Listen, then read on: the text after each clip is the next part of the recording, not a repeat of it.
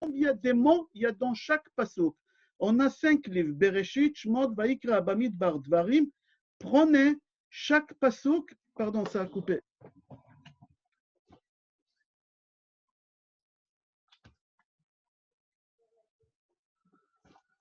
Ok, ça va couper, c'est pas grave. Prenez chaque pasuk, par exemple, prenez Bereshit. Le Bereshit, le premier pasuk, Bereshit bara Elohim et Hashamayim ve'et haaretz. 7. Dans Sefer Shemot, le premier pasuk, il y a 11 mots. Dans Vaikra, il y en a 9. Dans Bamidbar, il y a 17. Et dans Devarim, il y a 22 mots dans le pasuk. Si vous faites 7 plus 11 plus 9 plus 17 plus 22, ça va vous faire 49. C'est quoi 49? Pour pouvoir recevoir la Torah depuis la sortie d'Égypte, il fallait traverser 49 jours. C'est quoi les 49 jours? C'est les 40 jours de Homer qui on compte. C'est quoi ces comptes-là? En Égypte, on est descendu dans une impureté moins 49. Pour pouvoir sortir de cette impureté, c'était une spirale, il fallait monter, monter, monter. Et pour pouvoir monter, il fallait compter 49 jours. Et au 50e jour, on a reçu la Torah. Alors tout le monde y pose la question. Dans la Torah, c'est marqué au Sfartem lachem et machorat Shabbat, miyom aviachem et omer atenufa, sheva shabbatot, etc. Chamishim yom. C'est marqué qu'il faut compter 50 jours. Combien de jours tu comptes? Que 49 jours. Tu ne comptes pas 50 jours. Mais dans la Torah, c'est marqué 50 jours. On va répondre sur cette question une autre fois, mais seulement le Zohar HaKadosh ici nous dit qu'il y a 49, pardon, pas Zohar HaKadosh, c'est la Gaon Mevin a dit il y a 49 mots dans les 5 livres, dans le premier pasuk, alors c'est les 49 jours qu'on compte les Homer et pas 50 jours comme c'est marqué dans la Torah. Cette paracha-là, Bamidbar, on la lit toujours avant Shavuot. Toujours avant Shavuot, on doit la lire. Pourquoi? Écoutez la réponse et le cours il va être basé sur ça. Parce qu'Akadosh Baruch Hu, il nous a donné la Torah dans les déserts, marqué chez vous Midbar, dans les déserts, et en même temps, Akadosh Baruch Hu, il nous a donné la Torah, on a eu de l'eau. En même temps, au moment des matins de Torah, on a eu de l'eau sur le mont Sinaï. Tout à l'heure, je vais vous montrer dans le pasuk. Et la troisième chose qu'on a eue quand on a reçu la Torah, c'est le feu. Le feu. Et tout le cours, il va être basé sur le feu. Mais avant de commencer dans le feu, où on voit qu'Akadosh Baruch Hu nous a donné la Torah dans le feu, c'est marqué Vehar Sinai Hashem Kulo. Hashem, c'est la fumée. Et c'est quoi Hashem? Hashan, c'est la fumée. Il n'y a pas de fumée sans feu. On a eu du feu là-bas. Deuxième chose, dans l'eau, c'est marqué Gam Shamaim Natfu Tal. Tal, c'est de l'eau. Et dans le désert, c'est le pasuk qu'on a dans la paracha de cette semaine. Vaidaber Hashem el Moshe, Bamidbar, dans le désert. Alors on voit qu'Hachem nous a donné la Torah et dans le désert, et avec de l'eau, et avec du feu. Il faut comprendre pourquoi Kadosh Baruch Hu, il a insisté que le peuple juif, il va recevoir la Torah dans ces trois conditions, dans le désert, dans l'eau et dans le feu. Je donne une réponse courte, il y a beaucoup de réponses, mais je donne une réponse courte pour pouvoir avancer. Pour la simple raison que ces trois choses, ils sont gratuites. Bamidbar, si tu vas demain construire un pavillon dans le désert, personne ne va te demander de payer la taxe d'habitation. On ne paye pas de taxe d'habitation. Le désert, ça appartient à tout le monde. C'est public, ce n'est pas privé. L'eau aussi, c'est public, ça appartient à personne. La pluie, elle tombe du ciel et on ne paye pas pour l'eau. Aujourd'hui, si on paye la facture d'eau, ce n'est pas pour l'eau en elle-même, c'est pour tout le travail qu'il y a pour que ça arrive chez toi à la maison. Si tu ne veux pas payer toutes ces choses-là, tu n'as qu'à ramasser la pluie et boire chez toi à la maison. C'est gratuit, personne ne va te demander à payer l'eau. Et troisième chose, le feu. Le feu aussi, c'est gratuit. Où on voit le feu, c'est gratuit. Imaginons qu'on est dans une chambre noire, il n'y a pas de lumière. Moi, j'ai une bougie allumée.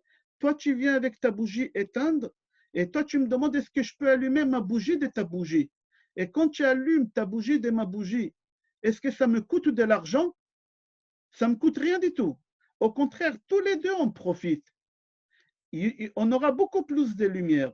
Alors la réponse, Hachem nous a donné la Torah dans le désert parce que c'est gratuit, dans l'eau parce que c'est gratuit, et dans le feu parce que c'est gratuit, ça coûte rien du tout. Alors maintenant, puisque ça coûte rien du tout, alors qu'est-ce qu'Akadosh Baruch Hu voulait nous faire signifier par là? Alors on te dit, comme la Torah, que comme toutes ces choses ils sont gratuites, la Torah elle est gratuite. Tu ne dois pas payer pour étudier la Torah. Quand tu vas dans des cours de Torah, d'après la halakha, tu ne payes pas. Quand tu payes le rabbin pour un cours de Torah, tu payes, et pas pour le cours en lui-même, c'est pour aider le rabbin.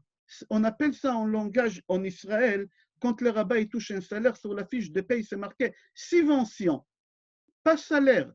C'est marqué là-bas subvention, parce qu'on n'a pas le droit laïquement de toucher un salaire. Alors, il y a une question qu'elle se pose. Nous, on sait qu'en règle générale, tout ce qui est gratuit, il n'a pas de valeur. On le perd rapidement. On n'apprécie pas quelque chose qui est gratuit. Alors, comment Akadosh Baruch Hu, il nous dit que la Torah, elle est gratuite? C'est-à-dire quoi, la Torah, elle est gratuite? Alors, si la Torah, elle est gratuite, elle n'est pas importante. Et au contraire, il faut montrer que la Torah, elle est chère, elle est importante. Et il faut comprendre qu'est-ce qu'Akadosh Baruch Hu voulait nous enseigner par là. Je vous donne la Torah. Dans le désert, il est gratuit. Dans le feu, il est gratuit. Dans l'eau, il est gratuit. Et la Torah, elle doit être gratuite. Mais chaque chose qui est gratuite, c'est des choses que nous, on n'a pas d'importance à cette chose-là. Alors, c'est pour dire aux rabbins qui donnent des cours de Torah, qui croient qu'ils perdent de leur temps. Un rabbin, quand il donne un cours de Torah, 1 heure et demie, il s'est dit, moi, je préfère étudier. Pourquoi je perds mon temps pour te donner un cours de Torah? Moi, ça me perd encore d'avoir encore des connaissances et des connaissances. Moi, au lieu de donner un cours de Torah, je m'assois et j'étudie encore et je me remplis. Akadosh Baruch Hu, il te dit non. Dans la Torah gratuite, et moi, je vais te donner la vie longue gratuite. Le temps que tu as donné des cours de Torah, moi, je vais faire en sorte que tu vas récupérer ce temps-là. Tu devais vivre jusqu'à 60 ans, tu vas vivre jusqu'à 70 ans, 80 ans, 120 ans. Seulement enseigne la Torah, n'y crois pas que ça te coûte quelque chose. Ça ne te coûte rien du tout. La Torah, elle te coûte rien du tout quand tu enseignes la Torah. Mis à part ça, le feu, il purifie les matières. Moi, quand je veux purifier un métal d'or ou un métal d'argent, je les fais passer dans le feu. Et le feu, il purifie la matière. Alors, Akadosh Baruch Hu, il nous enseigne que quoi que la Torah, elle a été donnée dans le feu, comme le feu, il purifie les matières, la personne qui étudie la Torah, ça purifie la personne. Je donne un exemple. J'ai vu ça dans beaucoup de couples.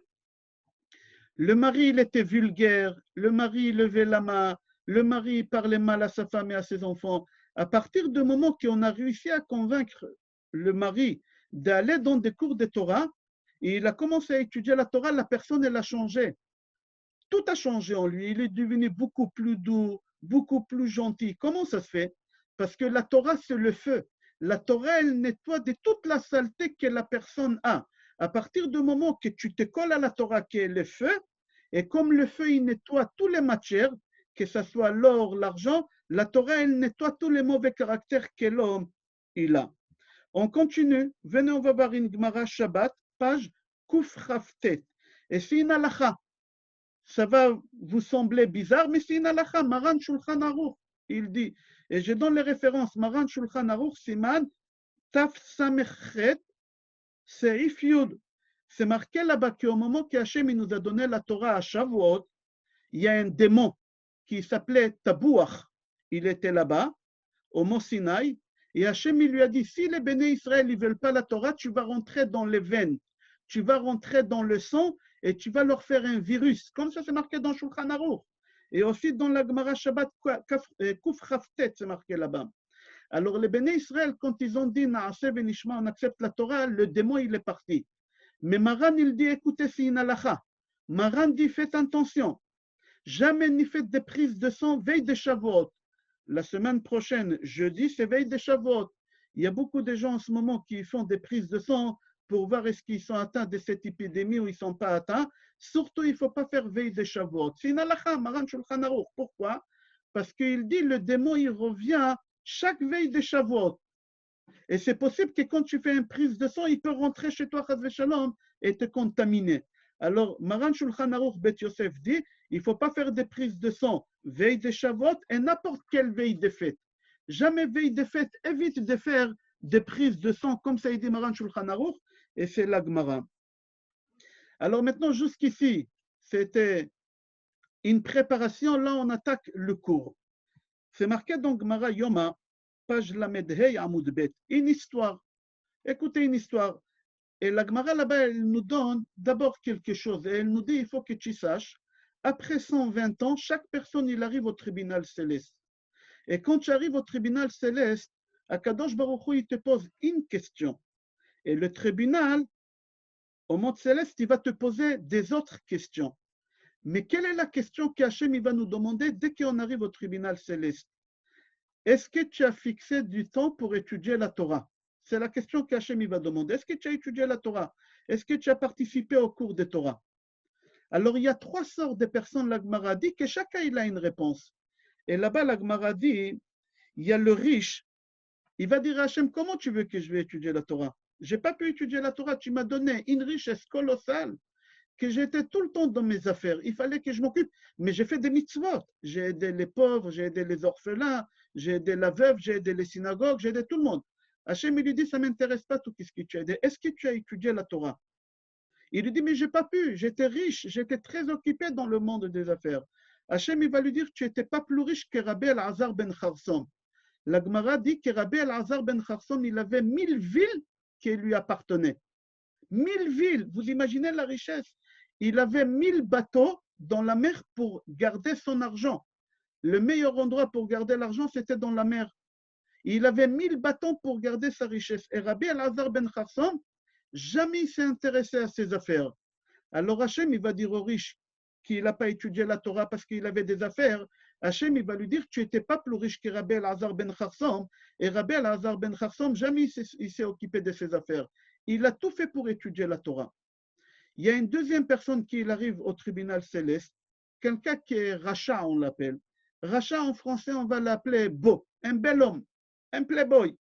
Hachem, il va lui dire, tu as étudié la Torah. Il va dire, comment tu veux que j'ai étudié la Torah? Tu m'as fait tellement beau qu'à l'époque, on avait une seule chaîne, on avait TF1, après ils ont fait Antenne 2, après 3, après ils ont fait les câbles, après ils ont tellement de chaînes, tellement de journaux, j'étais demandé partout, c'est pas ma faute. Tu m'as créé beau. Alors j'étais très demandé. Hachem, il va lui dire, tu n'étais pas plus beau que Yosef. Un des hommes les plus beaux au monde, après Adam, c'est Yosef. Et Yosef, quand il était dans la prison, la femme de son patron, elle venait le draguer. Et c'est marqué dans la Gemara que cette femme-là, l'habit qu'elle s'est habillée le matin, elle ne s'est habillée pas l'après-midi le même, pour draguer Yosef. Et Yosef, jamais il a glissé. Un jour, la femme de son patron, elle lui a dit, écoute-moi, elle a menacé, si tu ne couches pas avec moi, je te mettrai en prison. Il lui a dit, Adonai matir asurim. On dit ça tous les matins, Baruch ata Hashem matir asurim. Hachem, il va me libérer, je n'ai pas peur de toi. Je n'ai pas peur de toi. Comme ça, il lui a dit. Il a dit, bon, si tu ne vas pas venir avec moi, je vais te crever les yeux, je te rends aveugle. Il lui a dit, Hachem poker ivrim. Akadosh Baruch Hu, il va ouvrir mes yeux. Même sans les yeux, je peux regarder. On ne regarde pas à travers les yeux. C'est Hachem qui donne la possibilité de regarder. Et chaque chose qu'il disait, jamais il a glissé. Alors Hachem, il va dire à l'homme qu'il est beau, est-ce que tu as étudié la Torah? Il va dire, comment tu veux que j'ai étudié la Torah? J'ai été demandé partout, j'ai été occupé, ce n'est pas ma faute. Tu m'as fait naître beau. Hachem, il va lui dire, tu n'étais pas plus beau que Yosef, et quand même, Yosef, il a résisté à toutes les tentations. Il y a troisième personne, et j'aimerais m'attarder sur cette personne-là. Il y a le pauvre. Quand le pauvre, il arrive chez Hachem, Hachem, il va lui dire, tu as étudié la Torah? Lui, il va dire, Hachem, comment tu veux que j'ai étudié la Torah? J'étais marié, j'avais 10 gosses. Il fallait les nourrir, il fallait payer la scolarité, les habits. Où j'avais la tête de... À l'époque, ils n'avaient pas de subventions comme aujourd'hui. Je ne pouvais pas étudier la Torah. Hachem, il va lui dire, tu n'étais pas plus pauvre qu'Hillel Azaken. Écoutez ce qu'Hillel Azaken. La Gemara, elle raconte, j'ai donné les références tout à l'heure, je répète, vous pouvez voir l'histoire en plus long là-bas. Moi, j'ai raccourci toute l'histoire. Donc, Gemara Yoma, page 35, Amoud Bet. Akadosh Baruch Hu va lui dire, tu n'étais pas plus pauvre qu'Hillel. C'était qui Hillel? La Gemara, elle dit qu'Hillel, il travaillait 2 heures par jour et il gagnait, on va dire, en argent de nos jours, 1 euro. 50 centimes, il donnait à sa femme pour faire vivre sa famille. 50 centimes, il payait à la rentrée de la synagogue. À l'époque, pour écouter un cours de Torah, il y a un gardien. Si tu ne payais pas, tu ne rentrais pas. C'était une petite somme, mais il fallait la payer. Alors, toute sa vie, qu'est-ce qu'il a fait? Il a donné 50% pour étudier la Torah. 50% le pauvre. Un jour, c'était un vendredi, il n'a pas pu étudier autant de temps et travailler autant de temps, il a travaillé un peu. Combien il a gagné? Un demi-euro. Il était embêté, il a dit, qu'est-ce que je fais avec ces demi-euros? Ou je donne à ma femme qu'elle fasse Shabbat avec et qu'elle nourrit les enfants, ou qu'est-ce que j'ai fait? J'ai payé les cours de Torah. Ou j'ai payé les cours de Torah. Alors, qu'est-ce qu'il a fait? Il a décidé de donner à sa femme pour Shabbat, pour la nourriture. Et il a donné à sa femme pour la nourriture et le reste, qu'est-ce qu'il a fait? Il est parti et le reste, il ne restait pas. Pardon, en même temps, j'accepte des gens ici pour le cours. Je répète, il a donné tout l'argent à sa femme, les 50, les demi-euros, et il n'avait pas pour rentrer écouter le cours de Torah. Qu'est-ce qu'il a fait? Il est monté sur le toit de la synagogue, c'était au mois de décembre, la Gemara dit, Tevet, au mois de décembre. Il faisait à l'époque moins 5 ou moins 6. Il est monté, il avait 80 ans. Il est monté sur le toit de la synagogue pour écouter à travers le cheminée le cours de Torah de Hashmaya et Aftalion. Il ne s'est pas rendu compte, ces vieillards, il a pris des risques. Il a pris des risques. Un bonhomme de 80 ans qui monte sur un toit, dans le froid, il est resté 5 heures. Il ne s'est pas rendu compte qu'il avait 1,80 m de neige qui est tombée du ciel. La Gemara dit du ciel, la neige, elle est tombée sur lui à 1,80 m. Il s'est hypothermie, on dit en français, je crois. Il n'a pas pu bouger. La femme, elle cherche son mari, personne ne le trouve. Le lendemain matin, la Gemara, elle raconte que Shmaïa et Aftalion, les deux rabbins, c'était deux frères convertis au judaïsme, c'était les rabbins de Hillel.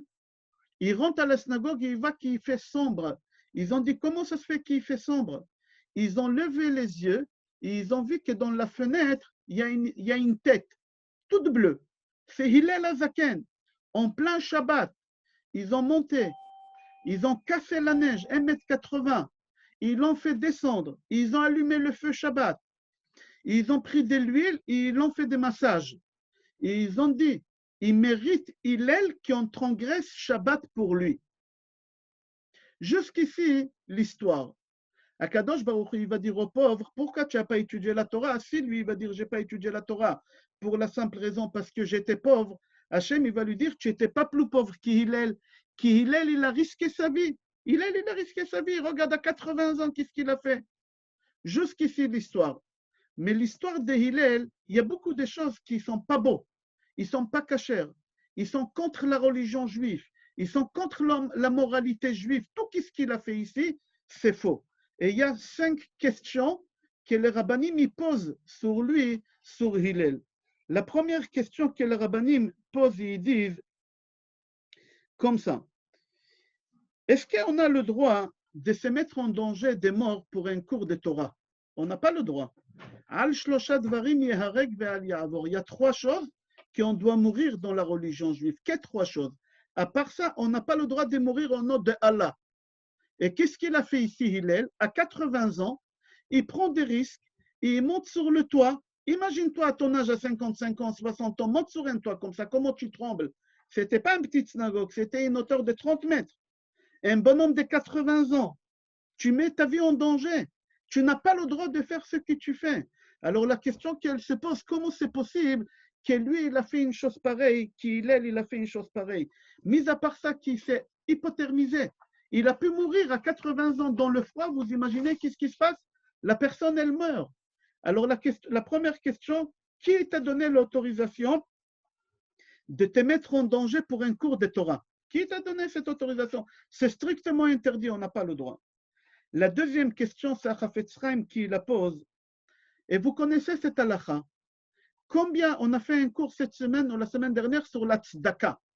Combien tu as le droit de donner de ton capital? Tu as envie de donner une grande somme à la synagogue ou à un pauvre.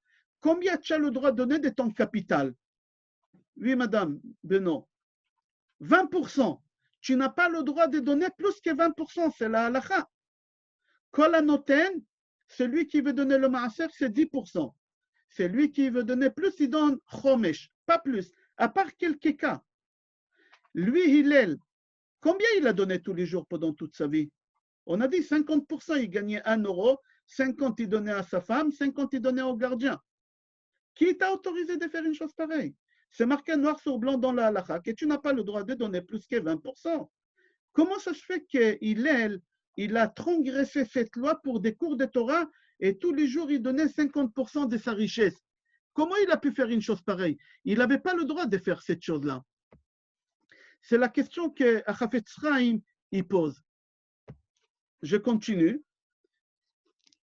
Il y a une halakha dans Shulchan Aruch Siman Taf Resh Nun Vav. Maran dit, si quelqu'un veut te vendre un etrog qui est plus cher que le prix du marché, tu peux payer, mais jusqu'à un tiers de son prix. Pas plus.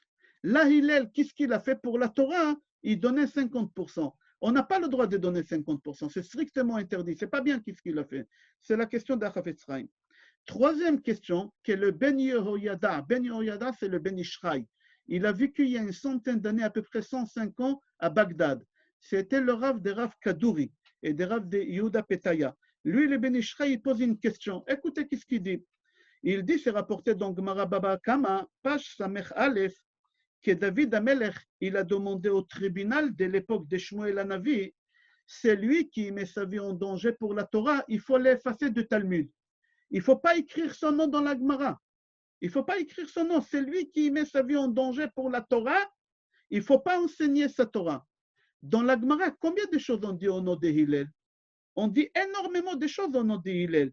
Et qu'est-ce qu'il a fixé la halakha, David Amelech, à l'époque de Shmuel Hanavi, dans le tribunal de Shmuel Hanavi, que c'est lui qui a mis sa vie en danger pour la Torah, il faut effacer son nom. Qu'est-ce qui s'est passé ici, Hillel? Qu'est-ce qu'il fait Hillel? Il met sa vie en danger et on parle de lui dans la Gemara. C'est le contraire de ce qui a décidé David Amelech avec le tribunal.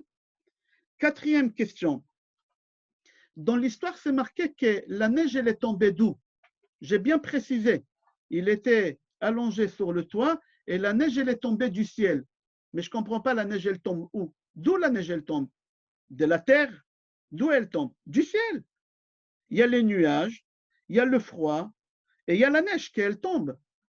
Pourquoi la Gemara, elle nous précise ici, écoute, il faut que tu saches que la neige, elle est tombée du ciel. Mais on sait que la neige, elle tombe toujours du ciel. On continue encore. Pourquoi la Gemara, c'est toujours la quatrième question, pourquoi la Gemara, elle nous précise qu'il avait 1,80 m de couches de neige sur lui? La Gemara, elle dit que Hillel, il était là-bas, 1,80 m de couches de neige. Pourquoi? Cinquième et dernière question, et on continue. C'est marqué quand ils ont allumé le feu Shabbat. Vous vous rappelez qu'est-ce qu'ils ont dit les deux rabbins Shmaïa et Aftalion? Ils ont allumé le feu Shabbat, ils ont chauffé de l'huile, ils ont fait des massages.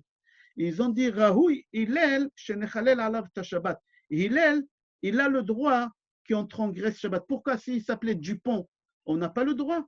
Quand quelqu'un il est en danger de mort, on a le droit de transgresser Shabbat, même s'il n'est pas juif, même si c'est un goy.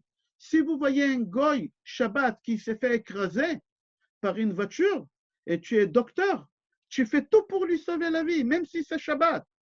Pourquoi ici, les deux rabbins, ils ont dit, ah, Hillel, il faut transgresser Shabbat pour lui. Et pourquoi si ce n'était pas Hillel, on ne transgresse pas Shabbat?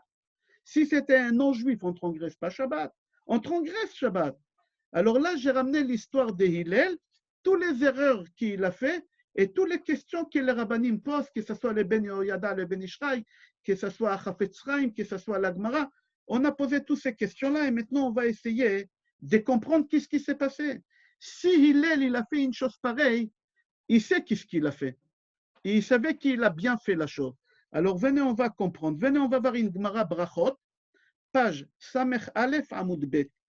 Là-bas, la Gemara, elle raconte une histoire qu'un jour, Papos Ben Yehuda, c'était un juif qui habitait dans une ville qui, à l'époque, elle s'appelait Ludaïka. Ludaïka, aujourd'hui, elle s'appelle Lod. Où il y a l'aéroport Ben Gurion à Lod, cette ville-là, à l'époque de la Gemara, il y a 2000 ans, il y a un juif qui s'appelait Papos Ben Yehuda. Papos Ben Yehuda, il a vu Rabbi Akiva en train de donner des cours de Torah. Et c'était interdit à l'époque de donner des cours de Torah. Papos Ben Yehuda, il va voir Rabbi Akiva, il dit à Rabbi Akiva, attends, tu mets ta vie en danger. Tu mets ta vie en danger. On n'a pas le droit de mettre la vie en danger pour la Torah. C'est ça qu'est-ce qu'on a dit depuis tout à l'heure, qu'on n'a pas le droit de... Comment tu mets ta vie en danger? Comme ça, Papos Ben Yehuda, il pose la question à Rabbi Akiva, c'était un juif simple. Tu n'as pas peur qu'on t'attrape et qu'on te tue, et on n'a pas le droit de faire une chose pareille? Écoutez la réponse de Rabbi Akiva, et ça sera la réponse sur Hillel aussi. Amar le Rabbi Akiva, viens, je te donne un parabole. Un parabole. Et tu vas comprendre. Un jour, il y a un renard. Le renard, on dit, c'est l'animal le plus rusé des animaux. Le plus rusé. Un jour, il y a un renard, il a marché au bord d'un lac. Et il a vu des poissons. Vite, vite, ils bougeaient d'un côté à l'autre. Et le renard demande aux poissons, pourquoi vous vous sauvez comme ça? Ils lui ont dit, nous, on a peur des filets. Les pêcheurs, ils viennent, ils jettent des filets, ils nous attrapent. Alors nous, on va d'un endroit à un autre endroit vite. Alors le renard, il leur dit aux poissons, vous ne voulez pas venir sur la terre, habiter chez moi à la maison, personne ne va vous faire du mal. Alors les poissons, ils ont dit, toi, la personne qui on dit intelligente, parmi tous les bêtes, parmi tous les animaux, toi, tu es le plus rusé, tu es un bête. Si dans l'endroit où il y a notre oxygène, notre vie, on a peur de mourir, à plus forte raison que dans la terre ferme, on va mourir. Là-bas, il n'y a aucun oxygène pour nous. On va mourir tout de suite. Alors Rabbi Akiva dit à Rabbi Yehuda ben Papos, pour moi, mon oxygène à moi, c'est quoi? C'est la Torah. Si j'arrête d'étudier la Torah, je meurs tout de suite. Je n'ai pas besoin des Romains qui m'attrapent et qui me tuent. Je n'ai pas besoin de ça, je meurs tout de suite. Pour moi, mon oxygène à moi, je meurs. Nous aussi, on doit sentir la même chose et c'est ça qu'est-ce qu'il a senti Hillel. Hillel, il s'est dit, si on me détache de la Torah, je meurs tout de suite. Alors, qu'est-ce qu'il a fait? Comme il a vu qu'on lui a fermé le robinet principal de l'oxygène, c'est quoi le robinet principal de l'oxygène? C'est la porte principale de la synagogue. Il voulait rentrer, il n'a pas pu rentrer, on lui a fermé la porte. Alors, si on te ferme le robinet principal de ton oxygène, qu'est-ce que tu fais? Tu vas chercher un autre robinet. Alors, Hillel, il a dit, le seul robinet pour pouvoir avoir l'oxygène, c'est par le cheminée. Qu'est-ce qu'il a fait? Il a monté sur le toit pour avoir l'oxygène. Sinon, je meurs. Il a dit, c'est pour sauver la vie. Pour sauver la vie, on a le droit de transgresser Shabbat. Pour sauver la vie, tu as le droit de payer de l'argent autant qu'on te demande, même 100% de ta richesse. Quand Chachamim, ils ont dit qu'il ne faut pas payer plus que 20%, dans quel cas Chachamim, ils ont dit qu'il ne faut pas payer plus que 20%? Dans le cas qu'il n'y a pas de risque de mort. À partir du moment qu'il y a un risque de mort, tu n'as pas le droit de donner. À partir du moment qu'il n'y a pas de risque de mort, tu n'as pas le droit de donner plus que 20%. À partir du moment qu'il y a un risque de mort, tu dois tout donner. Et il était en risque de mort. Si il se détache de son ballon d'oxygène, réfléchis-toi, tu m'écoutes. On te dit, monsieur, il n'y a plus d'oxygène. Il reste un seul ballon. Vous voulez qu'on vous le met ce ballon-là? Mais il faudra nous donner tout ce que vous avez à la banque. Qu'est-ce que tu réponds, toi, au docteur? Prenez tout, seulement donnez-moi l'oxygène pour que je puisse continuer à vivre. Ça me sert à quoi l'argent dans la banque et moi je suis dans le cimetière? Ça sert à quoi avoir de l'argent sur le compte et tu es mort dans le cimetière? Et Hillel, il a dit, ça sert à quoi que je reste vivant sans la Torah? C'est pas possible. Pour moi, c'est mon oxygène. J'ai le droit de payer le prix qu'on me demande. Et là, ça répond sur la question. Venez, on va voir qu'est-ce qui s'est passé avec Papos Ben Yehuda. Écoutez qu'est-ce qui s'est passé avec Papos Ben Yehuda. Ça ne fait pas partie du cours, mais c'est une parenthèse et je referme la parenthèse pour que vous sachiez l'importance de l'oxygène de la Torah. Papos Ben Yehuda, on l'a mis en prison. Et quand il rentre en prison, qui va là-bas? Rabbi Akiva. Rabbi Akiva, ils l'ont attrapé parce qu'il a donné un cours de Torah, ils l'ont mis en prison. Les deux, ils se rencontrent à nouveau. Alors, quand Papos Ben Yehuda il rentre dans la prison, Rabbi Akiva lui dit, dis-moi, toi, on t'a arrêté pourquoi? Il lui dit, moi, on m'a arrêté pour des bêtises. Mais toi, on t'a arrêté pourquoi, Rabbi Akiva? Rabbi Akiva, il lui a dit, on m'a arrêté parce que j'ai donné des cours de Torah. J'ai donné des cours de Torah, c'est pour ça qu'on m'a arrêté. Là-bas, la Gemara, elle pose la question, elle dit, j'aimerais savoir quelle bêtise il a fait. Papos Ben Yehuda, quelle bêtise il a fait? Alors, écoutez, qu'est-ce qu'il a fait comme bêtise? La fille du maire de la ville Lodaïka, elle s'est faite violer, tuer et jeter dans la synagogue. Alors, toujours on accuse les Juifs. Qu'est-ce qui est plus facile que ça? Alors, le maire, il a dit à la communauté juive, oh, vous me dites qu'il a fait ça ou je tue toute la communauté. Ils étaient là-bas plus de 700 personnes dans cette communauté. Mais personne n'a fait ça. Qui va avouer? Personne n'a fait ça. C'est les goïms qui ont fait. Alors, Papos, Ben Yehuda, il est parti voir son frère. Il a dit, écoute mon frère, il s'appelait Loulianos. Loulianos, c'est Papos. Ils ont dit, Omer, c'est nous qui on a violé ta fille. C'est nous qui on l'a tué. Alors, il leur a dit, je vais vous tuer. Il les a mis en prison. Là, il rentre en prison, il va Rabbi Akiva. Rabbi Akiva, il lui dit, pourquoi tu es là? Il dit, pour des bêtises. Mais ce n'est pas compréhensible. Qu'est-ce que tu appelles ça des bêtises? Tu as sauvé toute la communauté juive, 700 personnes. C'est marqué dans la Torah, c'est lui qui sauve. In Neshama, c'est comme s'il a sauvé l'univers entier. Là, ils ont sauvé 700 personnes. Et Papos Ben Yehuda, il dit pour des bêtises. Alors la Gemara, elle répond oui, n'importe quoi par rapport à la Torah, c'est des bêtises. La Torah, c'est la chose la plus importante, c'est notre oxygène. Nous, on ne peut pas vivre sans la Torah, ce n'est pas possible. Alors Papos Ben Yehuda, il a dit à Rabbi Akiva, moi, on m'a arrêté par rapport à toi, c'est une bêtise. Toi, c'est pour la Torah, c'est l'oxygène. Je referme la parenthèse et on continue le cours. Il y a une Gemara dans Avodah Zara, page Gimel Amoud Bet. Là-bas, la Gemara dit, les poissons dans la mer, dès que tu les retires, ils meurent tout de suite. Un homme, dès que tu le tires des cours de Torah, il doit mourir tout de suite. Comme ça, la Gemara dit. Alors, on pose la question, on dit, depuis quand tu as tiré un poisson de l'eau, il est mort tout de suite? Rappelle-toi quand tu étais petit. Moi, je me rappelle quand j'étais petit, mon père, Zichrono Livracha, quand il achetait des poissons, à l'époque, on les achetait vivants, pas congelés comme aujourd'hui. Mon père, quand il ramenait des poissons à la maison, un grand poisson pour Shabbat, il bougeait encore. On s'amusait avec lui quand on était petit. Mais ça fait déjà quelques heures qu'on l'a pêché, ce poisson-là. Comment ça se fait que la Gemara dit qu'un poisson, dès que tu le retires de l'eau, il meurt tout de suite? Le poisson ne meurt pas tout de suite. Un poisson, il peut vivre encore.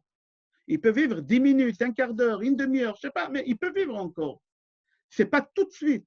Alors là-bas, la Gemara, elle répond non. On ne parle pas ici des poissons qui meurent tout de suite. C'est l'homme.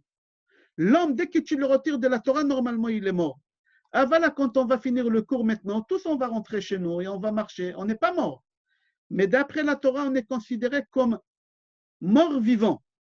Il y a beaucoup de gens dans la rue qui marchent, mais ils sont morts, que ce soit juif ou pas juif. Les non-juifs, ils sont morts psychologiquement. Ils sont morts psychologiquement. Il y a des gens qui sont en dépression. Si tu savais qu'est-ce que les gens ils ont dans le cœur, oh là là. Il y a plein de gens qui marchent, mais ils sont morts, ces personnes-là. Nous aussi, les juifs. Quand on se détache de la Torah et on marche, on est mort. C'est ça qu'est-ce qu'elle voulait dire la Gemara à Avodah Zara. C'est pour ça Hillel. Qu'est-ce qu'il dit Hillel? Hillel, il dit, pour moi, la Torah, c'est l'oxygène. Je ne peux pas m'arrêter un instant des cours de Torah. Si je m'arrête de la Torah, je meurs tout de suite. Et c'est pour ça, d'après la halakha, tout ce qu'il a fait Hillel, qu'il a mis sa vie en danger, il avait le droit. Pourquoi? Parce que c'était pour sauver sa vie. Il n'a pas fait ça qu'il a pris des risques. Au contraire, il a tout fait pour allonger sa vie. Et quand il a payé 50% de sa richesse, qu'on n'a pas le droit de payer, lui, il a bien fait, parce que d'après la halakha, quand tu es en danger de mort, tu dois payer tout ton capital, toute ta richesse, tu dois payer pour avoir encore quelques minutes de vie. Et c'est pour ça, tout de suite, il donnait 50%. Alors, Rabotai, Akadosh Baruch Hu, c'est ça qu'est-ce qu'il veut nous montrer quand Hachem il nous dit Bamidbar. Le livre, il s'appelle Bamidbar. La paracha, elle s'appelle Bamidbar. Pourquoi? Pour te dire, la Torah, elle a été dans le désert. Quoi, le désert, elle est gratuite? Tu peux habiter là-bas et ne pas payer des loyers? C'est-à-dire, tant que tu es dans le désert, tu es attaché à moi. Où Hachem il nous a montré ça? Rappelez-vous, quand Hachem il nous a donné l'étape de la loi, le premier commandement, qui il a dit? Anochi Hachem. Les Bnei Israël, quand ils ont entendu Anochi Hachem, ils sont morts. Tout de suite, Hachem, il les a revus. Ils ont entendu le deuxième commandement, ils sont morts à nouveau. Et là, ils ont dit à Hachem, stop, ils ont dit à Moshe Rabbeinu, parle-toi, laisse, nous, on ne veut plus écouter Hachem. Pourquoi Hachem, il a fait ça? Pourquoi Hachem, il a besoin de les tuer, de les ressusciter, de les tuer, Hachem, il voulait nous montrer aujourd'hui, de nos jours, sache, tu te détaches de la Torah, tu meurs. Tu veux guérir de toutes tes maladies, de tous tes problèmes, attache-toi à la Torah.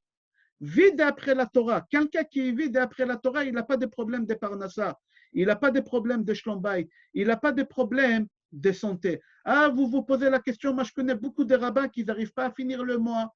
Moi je connais beaucoup de rabbins qui sont morts de ce virus. Moi je connais beaucoup de rabbins qui ont divorcé. Moi je connais beaucoup de rabbins qui ont des problèmes. On a des réponses et on a donné ces réponses-là dans le cours que j'envoie tous les matins. que notre champ de vision, il est très rétréci. Il faut élargir notre champ de vision. Nous, on voit les choses pas comme il faut.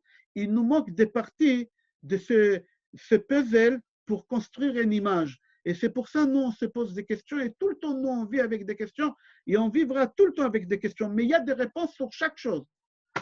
Il y a des réponses sur chaque chose. On continue, Rabotai. Tout à l'heure, on a dit, pourquoi Kadosh Baruch Hu, il dit le désert, il est gratuit, l'eau, il est gratuite, le feu, il est gratuit, et la Torah, il est gratuite. On a dit, quand tu dis que la Torah, elle est gratuite, alors tu enlèves de l'importance de la Torah. Tu enlèves de l'importance de la Torah. Alors on te dit non. Qu'est-ce que je vous ai dit? Aujourd'hui, nous, on respire quoi? On respire l'oxygène.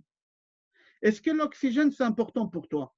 Est-ce que tu peux vivre sans l'oxygène? Non. C'est-à-dire l'oxygène, il est gratuit, mais quand même, il est vital.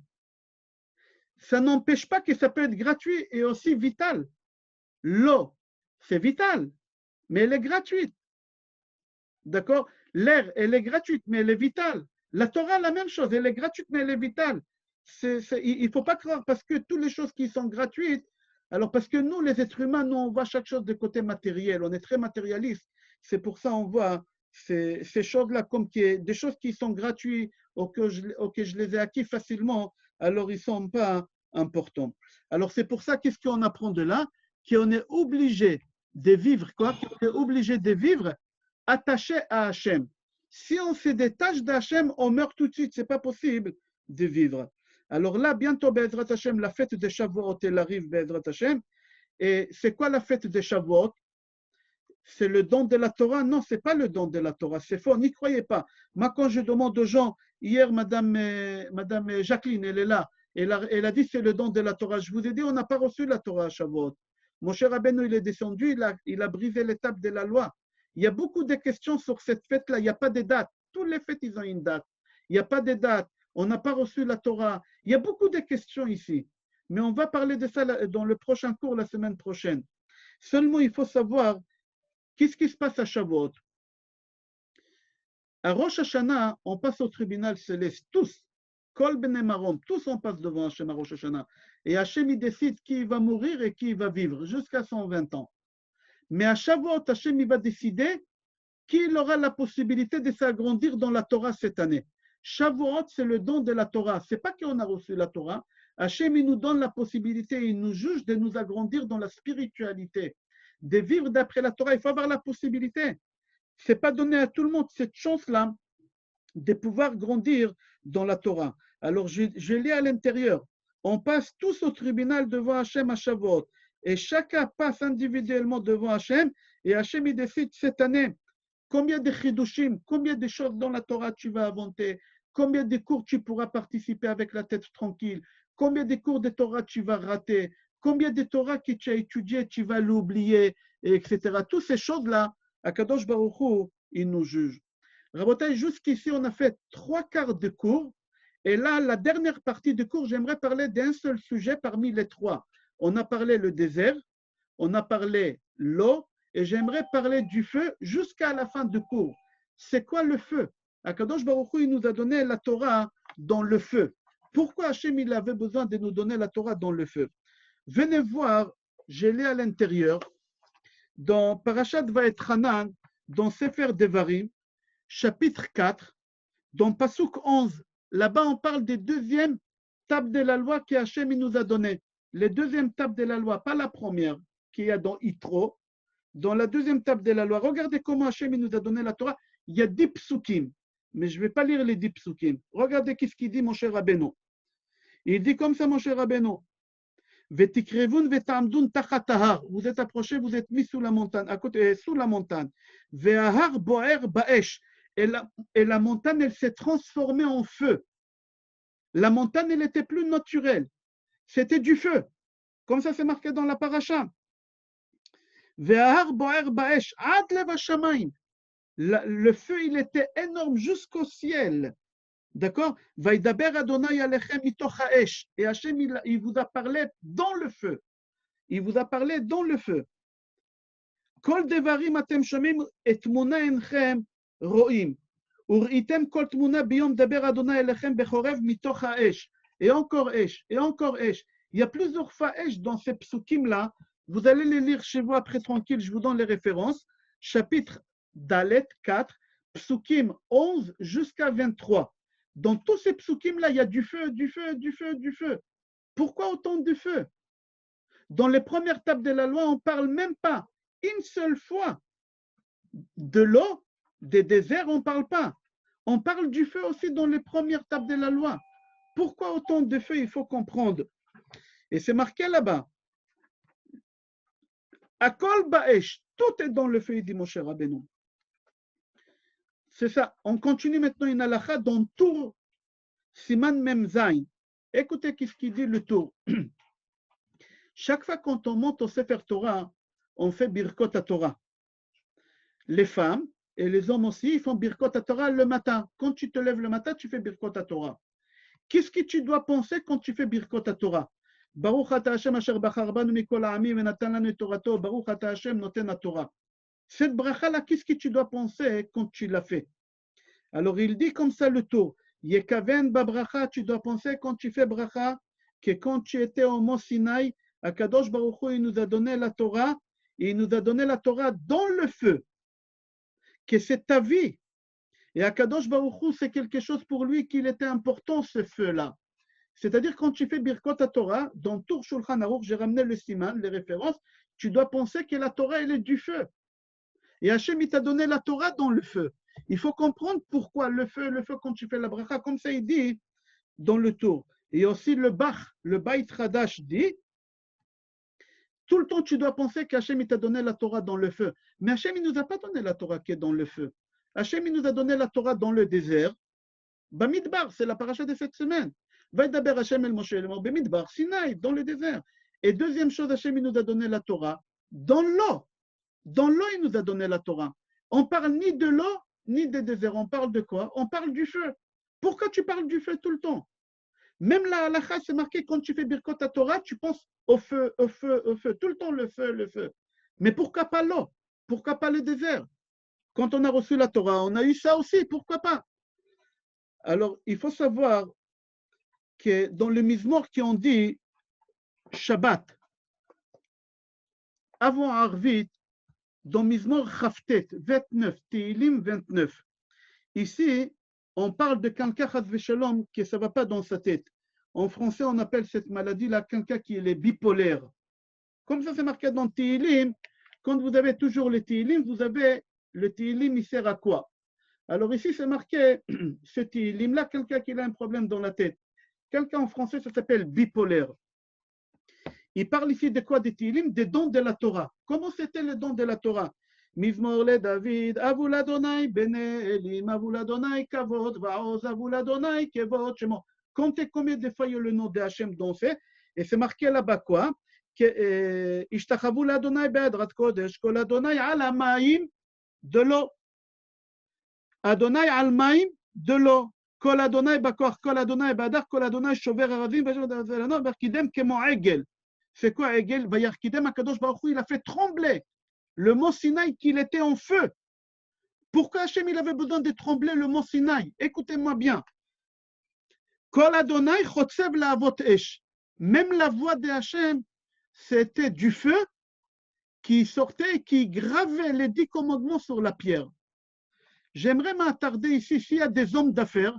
J'ai parlé ce matin avec Dr Marc de cette chose-là.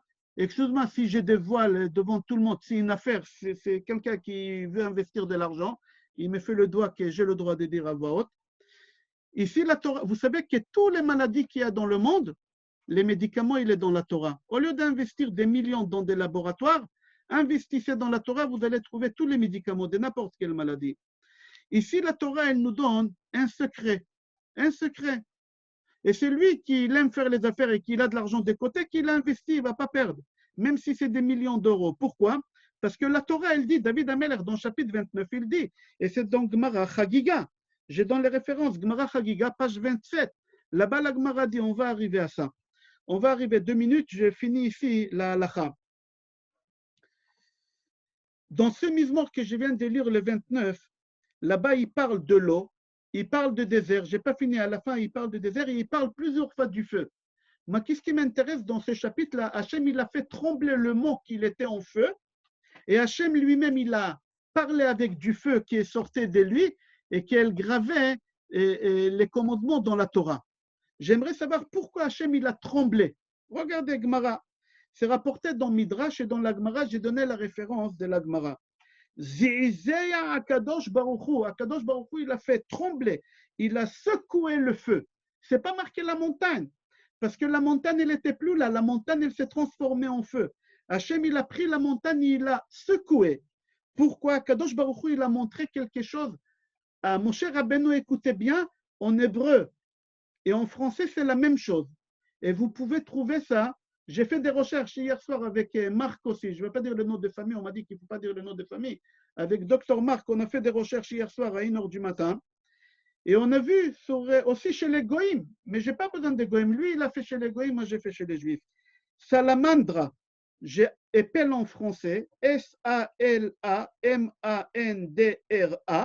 Vous pouvez trouver ça chez les Goïms aussi.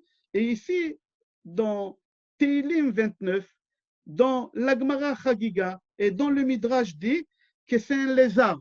Akadosh Baruch Hu, il a secoué la montagne, il a montré à Moshe Rabbeinu le lézard. Un lézard qui s'appelle Samalandra. Comme ça, c'est marqué dans l'Agmara. Qu'est-ce qu'il a de particulier, ce lézard, dans le don de la Torah, dans le feu? Qu'est-ce qu'il a? Qu'est-ce qu'il a ici? Alors, venez voir qu'est-ce qu'il a, et c'est lui qui veut faire des affaires, il peut gagner beaucoup d'argent. C'est rapporté comme ça dans Midrash Tanchuma, Itrot et Zain, que celui qui étudie la Torah, il est protégé de toutes les choses qu'il y a dans le monde, et personne ne peut l'atteindre, même le feu, il ne peut pas brûler. N'importe quoi que tu jettes dans le feu, il se consume. Il n'y a pas quelque chose qui ne se brûle pas. Ça n'existe pas. Alors, Akadosh Baruch Hu, il a dit à Moshe Rabbeinu, c'est Hachem qui dit à Moshe Rabbeinu, il y a une seule chose, que tu jettes dans le feu, il ne brûle pas. C'est ces lézards. Si tu prends ce lézard-là, le sang de ces lézards, et tu badigeonnes sur un homme, comme ça c'est marqué dans Gemara Chagiga, Amar Rabbi Abaou, il a dit, prends un homme, tu le badigeonnes avec du sang de lézard et tu le jettes dans le feu, il ne brûle jamais. Le lézard lui-même, jette-le dans le feu, il ne brûle jamais. C'est une matière qu'Akadosh Baruch Hu, il a mis dans ce lézard pour nous enseigner à nous.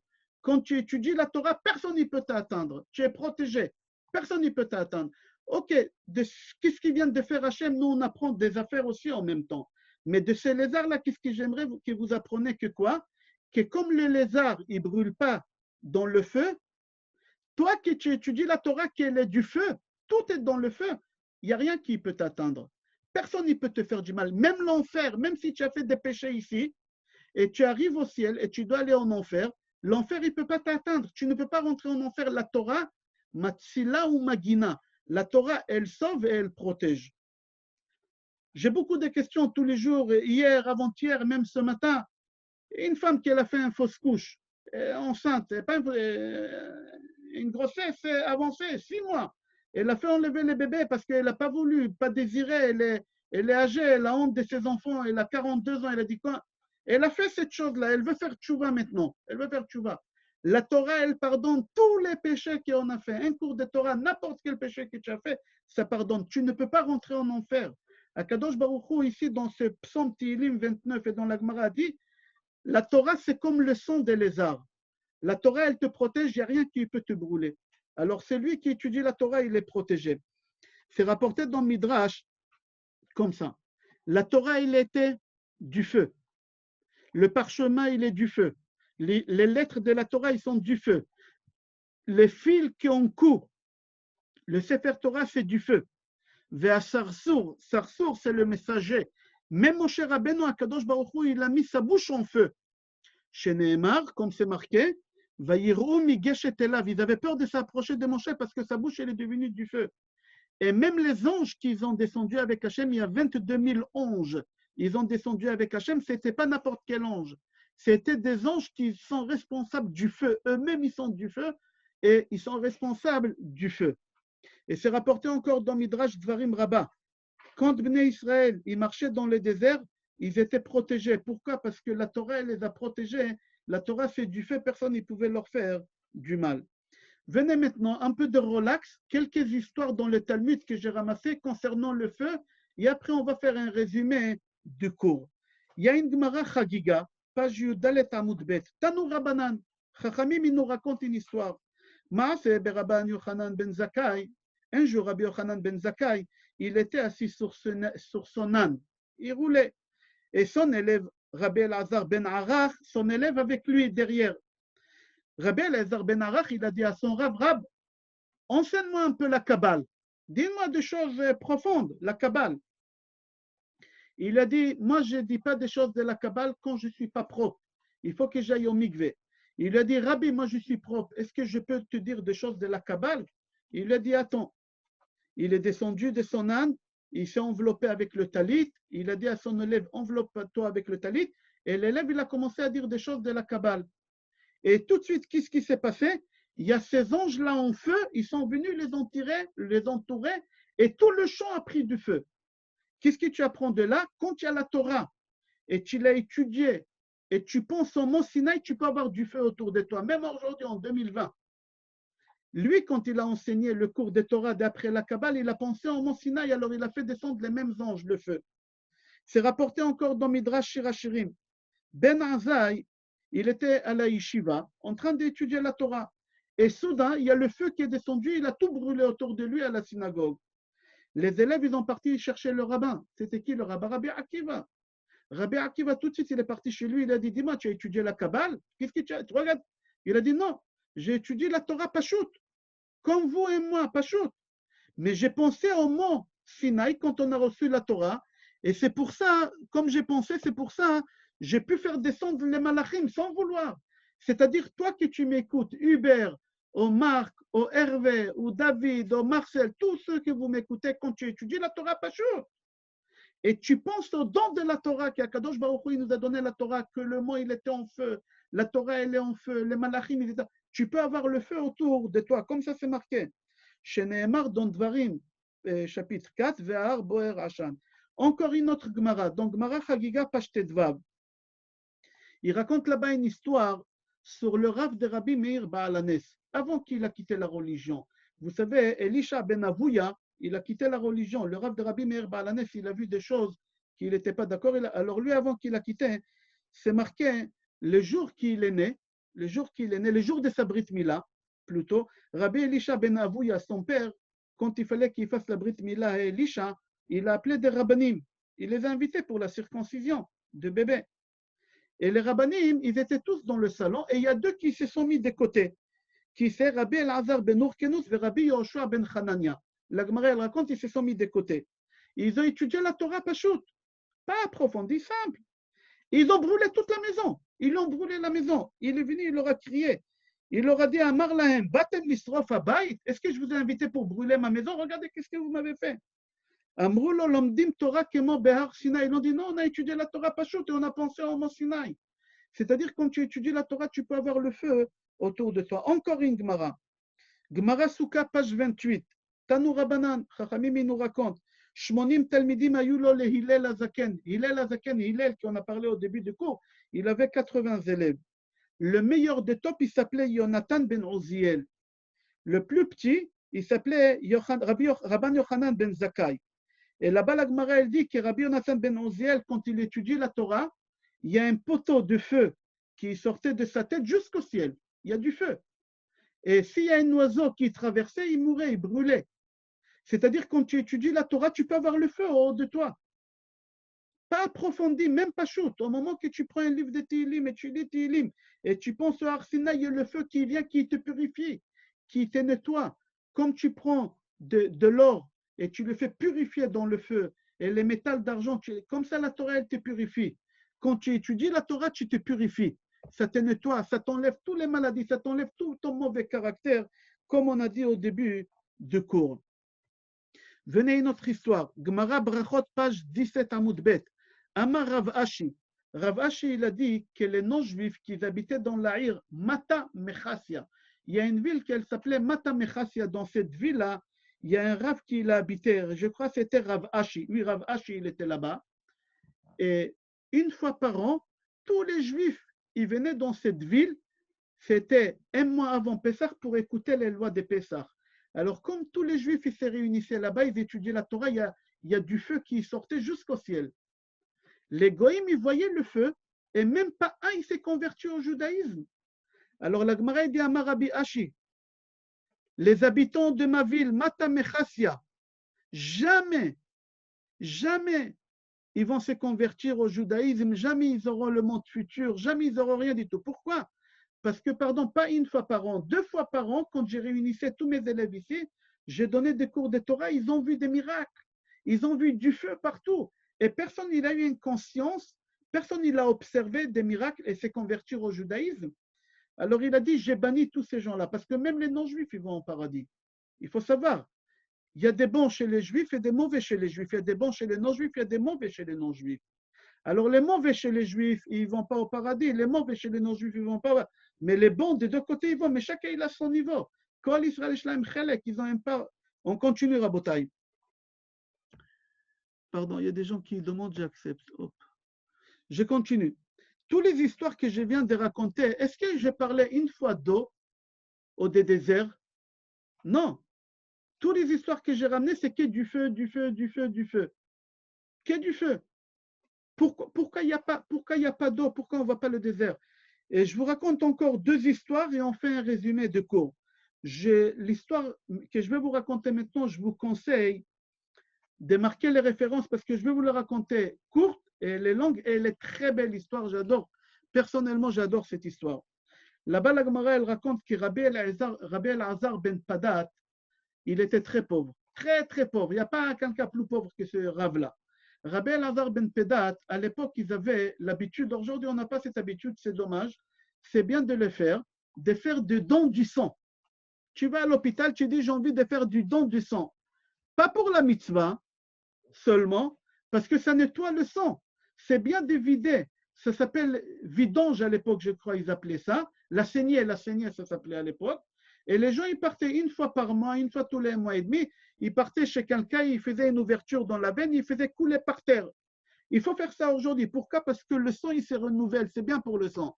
Mais quand on fait ça, en Israël, quand vous faites des dons du sang chez Magen David, qu'est-ce qu'on vous donne à la fin? On ne vous donne pas de l'argent, on vous donne un peu à manger et à boire pour rattraper. On vous donne un peu du coca, un peu de choses pour rattraper, pour remonter la tension. Parce que quand tu fais une prise de sang, la tension baisse. Écoutez une histoire qui elle fait peur. Rabbi El-Azar ben Padat, il était très très pauvre. Il est parti à la saignée. Il enseignait, il a coulé le sang. Il rentre chez lui, il cherche à manger, mais il n'y a rien à manger. Et la tension baisse, la tension baisse. Il cherche, il n'y a rien. Dans le placard, il a trouvé un morceau d'ail, une gousse d'ail. Docteur, quand on mange une gousse d'ail, qu'est-ce qui se passe? Ça baisse la tension. Ça chute, c'est lui qui a la tension, c'est bien qu'il mange de l'ail. Ça fait une chute. Alors déjà, lui, il avait la tension qui était basse. Il va prendre une gousse d'ail, il la mange. Ça baisse encore la tension. Il est tombé dans les pommes. Il est tombé dans les pommes chez lui à la maison. Et les élèves, ils attendent en classe. À la yeshiva, ils attendent. Et le rabbin, il ne vient pas. Ils se sont inquiétés parce qu'il n'avait pas de femme. Ils se sont inquiétés. Les élèves, ils ont décidé d'aller à la maison. Ils l'ont vu par terre. Ils l'ont vu à moitié mort par terre. Ils ont voulu s'approcher. Soudain, qu'est-ce qu'ils voient? Que le rabbin, il rigole, il rigole. Il pleure, et après, il y a du feu qui sort du sang-franc. Du feu, du feu, du feu. Les élèves, ils ont vu le feu, ils ont eu peur, ils se sont barrés. Ils se sont sauvés, ils ont parti à la yeshiva. Après quelques temps, le rabbin, il a pris connaissance et il a repris et il est parti à la yeshiva. Et quand il arrive, les élèves, ils lui posent la question, il lui dit, Rabbi, pourquoi tu as pleuré? Pourquoi tu as rigolé? C'est quoi le feu? Alors il leur a dit, ah, vous êtes venus? Ils ont dit oui. Il leur a dit, quand je suis tombé dans le feu, Hachem, il est venu. Hachem lui-même, il est venu me rendre visite. Et j'ai pleuré, j'ai dit Hachem, Hachem, jusqu'à quand cette pauvreté? Regarde, j'ai rien à manger à la maison, jusqu'à quand? Change un peu, donne-moi quelque chose. Et là-bas, la Gemara, elle raconte, c'est long, on n'a pas le temps maintenant de raconter, regardez dedans, mais j'aimerais arriver le feu. Ils ont dit, c'est quoi le feu qui est sorti? Il leur a dit, quand Hachem, il est parti avant de partir, quand tu quittes ta maison, qu'est-ce que tu fais? Je ne veux pas dire que tu fais la bise à ta femme, tu fais la bise à tes enfants. Évidemment, tu fais la bise, mais tu fais la bise à tes enfants. Il a dit, avant qu'Hachem il est parti, Hachem il m'a embrassé dans le front. Et c'est ça le feu que vous avez vu. Ce n'est pas Hachem que vous avez vu, Mais dès qu'il y a le contact de la Torah, c'est le même contact qu'Hachem. Il leur a dit, vous avez vu le feu de Har Sinai. Qu'est-ce qu'on voit encore là? La Torah et le feu, la Torah et le feu.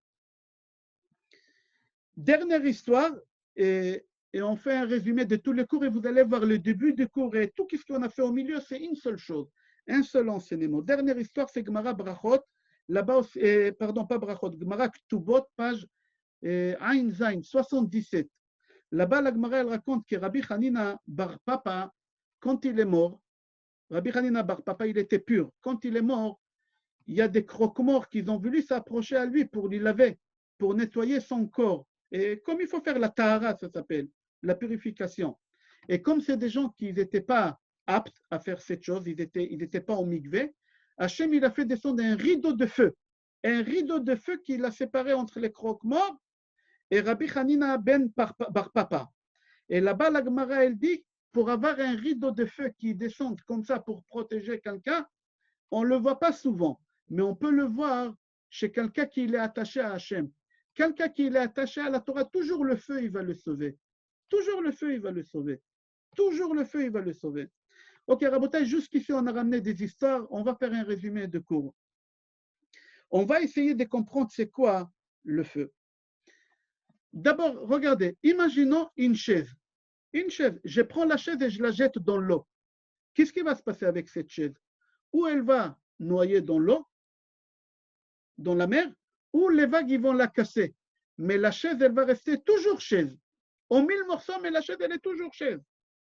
Si je prends la chaise et je la jette dans le désert, qu'est-ce qui va se passer avec cette chaise? Elle va rester toujours chaise. Toujours. Alors, quand je jette quelque chose dans l'eau, la chose, elle reste toujours la chose. Et quand je jette la chose dans le désert, elle reste toujours. Mais si je prends la chaise et je la jette dans le feu, qu'est-ce qui se passe avec cette chaise-là? La chaise, elle devient du feu. Chaque chose que tu jettes dans le feu, il devient du feu.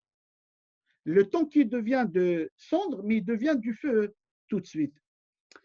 Alors, pourquoi? Parce que c'est marqué dans chaque chose, c'est marqué dans le Zohar HaKadosh, page Yud. Bereshit, qu'est-ce qui veut dire Bereshit? Si tu prends le mot Bereshit, tu coupes en deux, ça fait Brit Esh. Bereshit, ça fait Brit Esh. Si tu coupes le mot en deux, c'est quoi Brit? Une alliance. C'est quoi une alliance? Quand tu te maries avec ta femme sous la choupa, tu as pris une alliance et tu lui as mis. Nous, on prend un anneau. On appelle ça une alliance. Hachem, quand il s'est marié avec nous, qui viachol Hachem, c'est le mari. Nous, les hommes, les Bnei Israël, on est la femme. La Torah, c'est le contrat de mariage. Le mot Sinaï, Hachem, il a mis sur nous, c'est la choupa. Les éclairs, c'est les bougies qui ont déjà quand on est sous la choupa. Et Hachem, il a commencé à dire les 10 commandements et on l'a fait stopper. C'est quand le Khatan, il fait un discours, on le fait taire. C'est-à-dire le mariage, il est exact. Et au mariage, on se met debout. Pourquoi? Parce que quand on a reçu la Torah, on était debout. Alors Rabbi Shimon Bar Yochai, dans le Zohar HaKadosh, dit, Hachem, quand il s'est marié avec nous, Hachem, c'est le mari. Les Bnei Israël, c'est la Kala, c'est la femme. La Torah, c'est la Ktuba. Moshe Rabbeinu, qui était sur le mont, c'était les témoins. D'accord? La Torah, c'est la Ktuba, les éclairs, etc. Comme on a dit jusqu'à là. Et l'alliance, c'était quoi l'alliance? Il dit l'alliance, c'était la Torah en cercle du feu. Akadosh Baruch Hu, il nous a donné l'alliance. Comme c'est marqué Etzba Elohim I. C'est quoi Etzba? Ta femme, quand tu t'es marié, tu lui as mis, chaque doigt, il a un nom, l'index, etc. Et en hébreu, où on met l'alliance à la femme, ça s'appelle Etzba. C'est où on met l'alliance. Pourquoi on met dans la main droite ici? Pourquoi? Parce qu'il y a un docteur ici, je sais, il y a une seule doigt que tous les veines ils sont liés au cœur. Mais quand je bouge ce doigt-là, il y a quelque chose qui vibre dans mon cœur. Et là-bas, la Gemara, elle dit beaucoup de choses. Quelqu'un qui sent qu'il a un arrêt cardiaque, la Gemara, elle donne 3 choses pour essayer de reprendre le temps que le SAMU arrive. Comme ça, c'est marqué dans la Gemara il y a 2000 ans. Ou tu tousses fort, tu tousses, et ça prend le battement du cœur, ou tu te tapes toi-même comme ça fort, ou tu bouges ce doigt-là. Si tu sens que tu n'arrives pas à tousser fort, et tu n'arrives pas à frapper, et tu es dans la voiture et tu sens que ça ne va pas le cœur, tu bouges que ce doigt-là, parce que quand tu bouges ce doigt-là, ça fait vibrer le cœur. Et c'est pour ça qu'on met l'anneau dans ces doigts-là et pas dans un autre doigt. Et quand Hachem nous a donné la Torah, il nous a mis l'alliance dans ces doigts-là, dans la Torah ici, dans le cœur. C'est-à-dire qu'on s'est marié avec Hachem dans le feu. et notre alliance avec Hachem, c'est du feu. Et quand tu te maries avec ta femme, c'est quoi Kiddushin? Qu'est-ce qui veut dire le mot Kiddushin? Sanctifié. Je te sanctifie pour moi. Tu es interdit à tout le monde, mais que pour moi, tu es autorisé. Hachem, il nous a donné la Torah, il a dit, arrêtez de vous occuper de ton bureau de comptabilité, des médecines, des avocats. Arrête d'occuper de ça. Arrête. Tu es interdit à toutes ces choses-là. Tu es autorisé à épuiser ton oxygène uniquement dans la Torah. Comme une femme, quand son mari l'a sanctifié, elle n'a pas le droit d'avoir de contact avec d'autres hommes. Nous, les bénis Israël, on n'a pas le droit d'avoir la vitalité de notre bureau, parce que ce n'est pas le bureau qui ramène de travail. Il y a des gens qui ont des bureaux bien placés sur des grands boulevards, ils n'arrivent pas à boucler le mois. Il y a des gens qui ont des bureaux dans des rues sans issue, dans des immeubles, là-bas, il y a son bureau qui est foutu au bout d'un couloir, et il travaille beaucoup mieux que celui qui est sur le Champs-Élysées. Akadosh Baruch Hu voulait te dire que tout ton oxygène, que ce soit spirituel et matériel, il est uniquement dans la Torah. Alors certes, il faut travailler parce que nous, on vit dans le monde de l'action. Alors on doit faire des choses, on est obligé d'aller au bureau, on est obligé de recevoir nos patients, on est obligé de tout faire. Mais il faut que tu saches que toute ta vitalité et toute la bracha, la bénédiction, elle vient dans des cours de Torah. D'accord, tu ne peux pas étudier beaucoup. Étudier minimum que tu peux étudier et après va travailler. Si tu ne peux pas avoir le travail, à la fin du travail, mais toute la journée, tu dis j'ai un cours de Torah. Tu vas voir Akadosh Baruch Hu, il te dit, je t'ai donné l'alliance, le feu, c'est la Torah. Sache que toute ta bracha, elle est dans la Torah. Toute la bracha, la santé, comme le feu, il devient une partie. N'importe quel objet que tu mets dans le feu, il devient la même chose que le feu. Toi aussi, quand tu travailles, tu es protégé. Jamais tu auras un contrôle fiscal. Jamais tu seras redressé. Jamais tu vas connaître la faillite. Regardez Tehillim 15, Tehillim 37. Quand tu es attaché à la Torah, comme on a dit, la samalandra, tu la jettes dans le feu il ne peut pas contrer. Le feu, il ne peut pas la brûler. Personne ne peut t'atteindre. Aucun contrôle, aucun redressement, aucun patient qui veut porter plainte, aucune secrétaire qui veut te balancer, que tu l'as. N'importe tous les problèmes que tu as peur, que les gens ils ont peur en général, personne ne peut t'atteindre. Pourquoi? À partir du moment que tu fais un cours de Torah, la Torah, elle te protège. Tu deviens une partie d'Hachem. Tu deviens une partie de la Torah. Personne ne peut t'atteindre. Jamais tu auras des problèmes de Parnassa. Mais au moment que tu t'attaches à la Torah, tu deviens une partie de la Torah. Tu ne peux pas devenir autre chose. C'est qu'est la Torah? La Torah, elle peut te changer toute ta vie. Un cours de Torah, il peut te changer. Tu parleras avec ta femme autrement. Tu parleras avec tes employés autrement. Tu vas sentir que tu n'es pas la même personne. La Torah, elle va te purifier sans te rendre compte, à l'extérieur et à l'intérieur. Alors, c'est pour cela, quand on fait la bracha de Noten Torah, et comme il a dit le tour, vous vous rappelez le tour, quand tu montes au Sefer Torah, tu dis Birkot Torah, il faut penser au feu. Pourquoi le feu? Parce que quand tu es à côté de la Torah et tu fais la bracha, tu deviens du feu. La Torah, elle est du feu, et toi, tu deviens du feu et tu t'attaches à la Torah. Tu t'attaches à la Torah.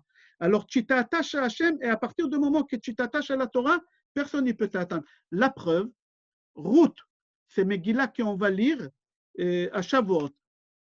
Naomi, elle n'a pas voulu la convertir au judaïsme. Elle lui a dit non, non, non, non. À quel moment elle l'a convertie? On a fait le cours de Ruth. Quand Ruth, elle a vu qu'elle s'accroche à elle, elle s'attache à elle, elle a dit elle devient une partie de moi. Puisqu'elle devient une partie de moi, c'est quelqu'un qui il est apte à devenir juif. C'est-à-dire quoi? C'est quelqu'un qui est apte à devenir juif. J'ai dit, chaque personne qui s'est convertie, tout d'abord, je répète ce que je dis toujours. Il n'y a aucune différence entre un juif et un non-juif. Hachem, il a créé l'homme à son image. On n'a pas le droit de cracher sur le visage d'un non-juif, on n'a pas le droit de cracher le visage sur un juif. C'est la même chose, c'est l'image d'Hachem. On n'a pas le droit de voler un non-juif. C'est lui qui veut les non-juifs, c'est comme s'il a volé Hachem. Il y a des gens qui croient qu'on a le droit de voler des goïms. C'est strictement interdit. Il n'y a aucune différence entre un juif et un goï, mis à part le niveau de la neshama. Mis à part le niveau de la... Et eux aussi, ils ont Gan Eden. Maintenant, je parle d'autre chose et j'ai fini le cours. À partir de quel moment quelqu'un s'est converti? À partir du moment qu'il a une neshama juif, et il est venu dans ce monde, dans une famille des non-juifs, son travail à lui, c'est de se convertir. Et comment les rabbinim, ils savent qu'on peut le convertir? Alors souvent, le Bet Din, la rabbanoute, le consistoire, ils rejettent. Non, non, dans 2 mois, dans 3 mois. Pourquoi? Pour voir s'il est attaché. À partir du moment qu'il est attaché, on n'a pas le droit, c'est Maran Mefourash. Tu n'as pas le droit de refuser quelqu'un qui veut se convertir. Tu n'as pas le droit. C'est strictement interdit. Pourquoi? Parce qu'il a Neshama en feu. Et il fait une partie de nous, alors il veut s'attacher à nous. Et c'est pour ça que quand tu fais Birkat Torah, tu dois penser au feu. Et tout le temps, c'est le feu. Pourquoi? Parce que le feu, c'est la chose qu'elle soude. Qu'elle soude avec le feu, on fait soudre tout. Et comme ça, il y a l'union entre nous et Akadosh Baruch Hu. Et c'est pour cela que j'ai fait le cours sur la paracha, parce que la paracha, elle s'appelle Bamidbar, et la Torah, elle a été donnée dans les déserts, pour te dire, la Torah, elle est gratuite, le désert, il est gratuit, l'eau, il est gratuit, la Torah, elle est gratuite, le feu, il est gratuit, ça ne coûte rien du tout si tu allumes ta bougie, ma bougie, tout est gratuit. Elle est devant toi, sers-toi. Seulement, il faut que tu veux. À partir du moment que tu veux, Akadosh Baruch Hu, il va t'aider. Mais il faut d'abord que tu commences ta amour ou qui t'ouvre Hashem. D'abord goûte, après dis que tu ne veux pas. D'abord goûte. À partir du moment que tu as goûté, tu vas devenir une partie de la Torah et tu vas voir comment ta vie, elle va être transformée, Be'ezrat Hashem. On a fini le cours. S'il y a des questions, on va répondre. Je vais essayer.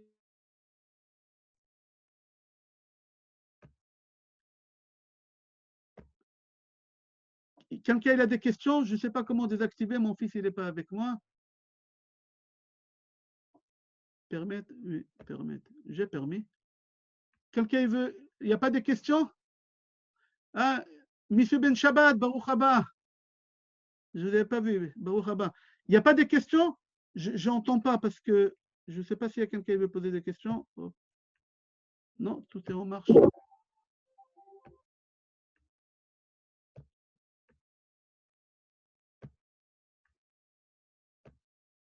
Ok, je vois, il n'y a pas de questions. Monsieur Elbaz, Baruch Haba, Shalom Aleichem, embrassez tout le monde. Alors, je vois, il n'y a pas de questions. Baruch Haba. Ah, vous voulez parler? Je ne sais pas comment on fait, je vais essayer comme ça.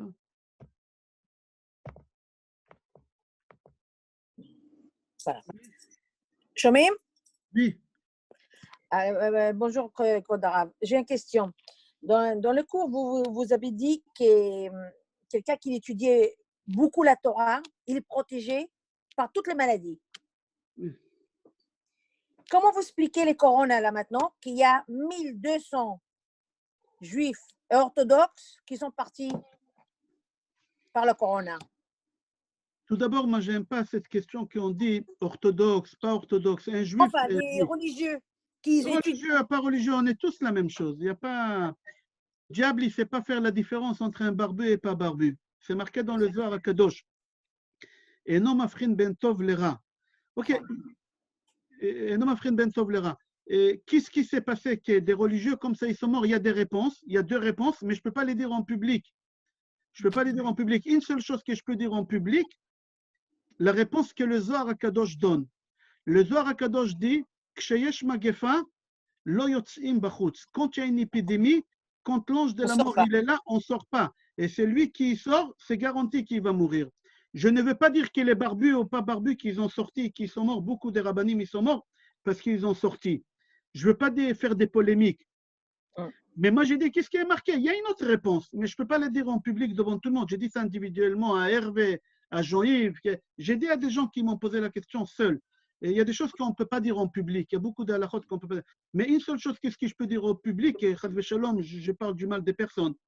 On n'a pas le droit de sortir. Et on n'avait pas le droit de sortir tant qu'on n'a pas eu l'autorisation de l'État. De l'État. Pourquoi j'ai dit de l'État? Parce que Dina de Malchut à Dina. Même les synagogues en Israël, ils étaient fermés. Tant que l'État il n'a pas autorisé, c'est pas qu'on avait peur de l'État. Vous connaissez les barbus, quand ils veulent faire quelque chose, ils le font. Ils ne tiennent compte de rien du tout.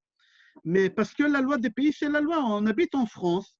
Et la loi française, elle nous interdit jusqu'à jeudi prochain, je crois, de se retrouver dans des lieux de culte. Alors, on doit respecter la loi des pays. D'accord? Alors, et les gens qui ont sorti, il y avait beaucoup de mariages. Il y en avait pourri. Ce n'était pas interdit, mais après que c'était interdit le rassemblement, on avait beaucoup de mariages dans notre communauté. D'accord? Il y a des questions. Levez la main, j'ai un para, je ne sais pas comment débloquer tout le monde. Attendez. Oh. Oui. Est-ce qu'on m'entend? Oui. Oui, alors je voulais savoir, j'ai deux questions. Est-ce que déjà, quand on fait la Birkat Torah le matin, il faut faire kavana sur le feu, Oui, oui, c'est ça. Oui, comme de la même manière qu'on demande à la Torah? oui, c'est la même chose. C'est exactement la même chose. Oui, Voilà. Et puis voilà, et j'avais une autre question, si vous attendez. du sang du lézard qui, lui, ne se consume jamais, apparemment, un peu comme Moshe Rabbeinu quand il était dans Oui. dans le Mont Sinaï. Bon.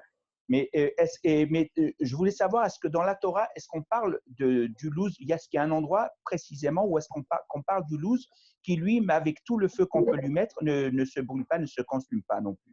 Et c'est avec lequel on a Tahiyat Amitim. Oui. Voilà. Marc, c'est lui qui devait m'appeler? Ah, Bekassis. Ah, c'est pas lui. Non, quelqu'un devait m'appeler pour me poser cette question-là. Et Etzem Luz dans la Torah, la première fois qu'on la voit, c'est chez Yaakov Avinu, Luza, qui est parti dans une ville qui s'appelle Luza. Pourquoi ça s'appelle Luza? Le Zohar Akadosh, il dit tous les habitants de cette ville, ils ne mourraient pas. Et là-bas, le Zohar, il explique. Mais bien sûr, il y a beaucoup d'endroits dans la Torah qui en parlent de cette os Luz.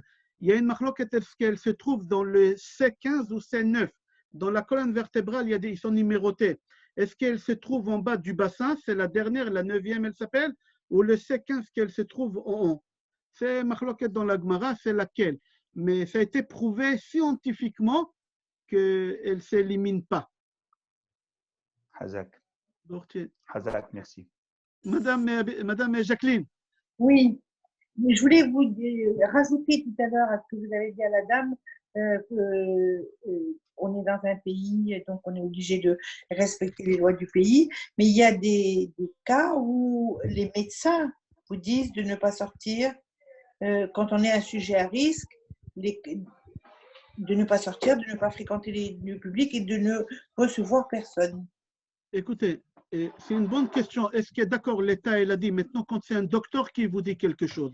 C'est ça. Alors, il faut savoir, quand un docteur il dit quelque chose, d'après la halakha, on est obligé d'écouter le docteur. Pourquoi? Parce que le docteur, il a de l'expérience. Il a fait des études. Ce n'est pas lui qui décide. Le docteur, il dit, ah, on lui donne 3 jours, on lui donne 2 heures.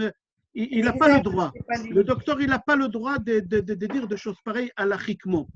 Mais on est obligé d'écouter un docteur. Maintenant, quand c'est quelque chose qui est vital, quelque chose qui est vital, alors c'est bien de demander l'avis. Moi, j'ai dit aux gens, quand c'est par exemple un bébé qui faut enlever, grossesse, c'est pas bien, des choses qui sont vitaux, par exemple manger kippour, pas kippour, etc. Je demande toujours de demander l'avis des 3 docteurs, des 3 médecins. Vous l'aviez dit pour moi. Ils vous ont dit ça aussi. Oui, les 3 médecins, il faut demander. Mais il faut écouter ce qu'ils disent les médecins. C'est une halakha chez Nehemar, c'est dans la Torah chez Nehemar, verapo yerapé. Mais quand chez Nitna Reshut la refait les rapotes. D'accord? Mais pas toujours ils savent ce qu'ils disent, les médecins. C'est des êtres humains, ils sont limités. La médecine, il est limitée. Regardez où on est aujourd'hui. Oui, je suis d'accord avec vous. Mais là, par exemple, Là, ça a coupé, c'est bien. Il y a des questions, quelqu'un d'autre? Levez la main. Oui. Oui. Oui, Kvod Arav. Merci beaucoup pour le shiur. Je voulais vous demander par rapport à Hillel, en règle générale, si c'est un juif qui se met en danger de lui-même, est-ce qu'on a le droit comme ça de transgresser Shabbat alors que c'est lui-même qui est un petit peu qui s'est mis dans cette situation-là? Et on n'a pas le droit de transgresser Shabbat parce que c'est la loi de la Torah. Mais à partir du moment qu'il y a un danger de vie, on doit transgresser Shabbat. Et on est obligé de transgresser Shabbat. Et c'est lui qui ne transgresse pas Shabbat parce qu'il se croit religieux, il va aller en enfer. On l'appelle Chassid Choté. Dans la synagogue, on est 200 personnes. Il y a un enfant qui est tombé Shabbat. Il s'est ouvert, il a saigné énormément. Et parmi les 200 personnes, il y a une personne qui est venue en voiture Shabbat. Qui est préférable à Halakha qui prend la voiture pour amener le petit à l'hôpital? Le rabbin ou celui qui est venu en voiture? Le rabbin, pour montrer à tout le monde que nous, on ne meurt pas au nom de Dieu. Non, ma question, Mechila, ça c'est le cas classique, mais ma question c'est, si maintenant cet enfant-là, il fait exprès de tomber pendant Shabbat, parce qu'il sait très bien qu'on va transgresser Shabbat pour lui. Est-ce que nous, Oui, on transgresse pour lui ou pas? Un peu oui, comme dans Hillel. Hillel, s'il s'est mis vendredi soir à la fenêtre, il savait qu'il neigeait, que c'était dangereux et qu'il y avait des risques qu'il allait faire transgresser oui, d'autres j'ai Shabbat. compris, j'ai compris. Voilà. Oui, oui, on doit transgresser Shabbat dans tous les cas.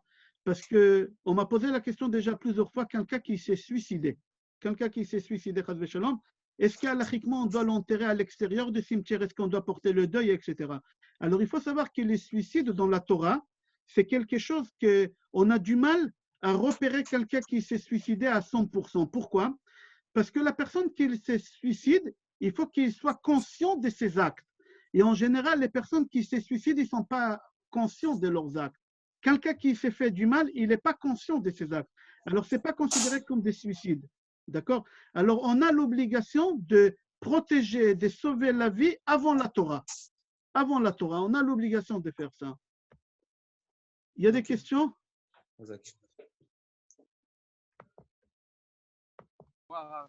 Oui, maître. Oui. Moi, juste une question par rapport, ton cours, tu nous as expliqué que le feu purifie tout. Alors, pourquoi l'incinération des corps est interdite si le feu purifie tout? Répète la question au début. Tu nous as dit que le feu, ça purifie tout. Donc, la question, c'est pourquoi l'incinération des corps, chez nous, c'est interdit si le feu, ça purifie tout? Avec le feu, tu peux faire des beaux plats, mais tu peux aussi brûler ton plat. Le feu, il est bien, mais il faut savoir comment doser. Il y a des limites pour chaque chose. D'accord? Alors, avec le feu que tu as à la maison, tu peux faire un bon plat quand tu peux brûler le plat. Alors, incinérer, ça s'appelle rater son plat. Quelqu'un qui s'est fait incinérer, c'est quelqu'un qui ne croit pas à la résurrection des morts. Et quelqu'un qui ne croit pas à la résurrection des morts, il n'a pas le droit d'être ressuscité. Alors, toutes les personnes qui se font cette chose-là, qui demandent, je ne parle pas des gens qui sont morts dans le camp, etc., dans les chambres à gaz, Shalom. C'est des tzadikim gdolim, on a parlé déjà de ça. Alors, le feu, il faut doser. Le Rambam pose ta question, il dit il faut prendre Shvil Hazav, il faut prendre le juste milieu. Des fois, on doit prendre l'extrême, des fois, on doit prendre l'autre extrême. Mais la vie, elle doit être dans le juste milieu. Il y a des questions, Rabotai? Oui. Je voudrais rajouter quelque chose. Oui.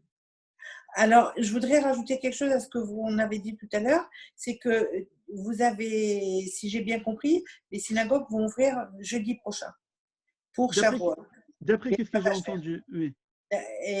Mais dans le cas où notre médecin nous demande de rester tranquille, de rester à la maison, de ne pas recevoir nos enfants, est-ce que Hachem nous pardonnera de ne pas aller à la synagogue? Vous parlez pour les femmes ou pour les hommes? Mon mari et moi-même. On a eu une téléconsultation hier et notre diabétologue nous recommande de rester tranquille. Les femmes, ils n'ont aucune obligation d'aller dans les synagogues en général tout le temps. Maintenant, dans votre cas, que le docteur il vous a dit de ne pas sortir parce que si vous partez à la synagogue, vous faites un péché. C'est-à-dire quoi? Dieu va vous pardonner. Vous faites un péché si vous n'écoutez pas le médecin. D'accord. C'est dangereux. Ce n'est pas parce que quel État ils ont autorisé, ça veut dire qu'il n'y a plus rien du tout, il n'y a pas de danger. C'est pas, il faut faire attention. Même maintenant qu'on a le droit d'aller à la synagogue, il faut prendre la distance, 1 mètre ou 2 mètres, et des masques. Et il ne faut pas ramener des enfants. Nous, on va ouvrir la synagogue Be'ezrat Hashem chez nous, j'ai autorisé, mais avec des conditions, des gants, pas d'enfants, pas des femmes, et pas des gens qui sont fragiles de santé. D'accord? C'est ça les conditions que j'ai instaurées dans la synagogue pour pouvoir ouvrir la semaine prochaine. Ok, merci. C'est bon, Rabotai, on a fini. Je vous souhaite bracha ve'atzlacha be'ezrat Hashem. Merci. Besorot tovot. Merci pour tout. Je vous embrasse. Kol Tov. Merci.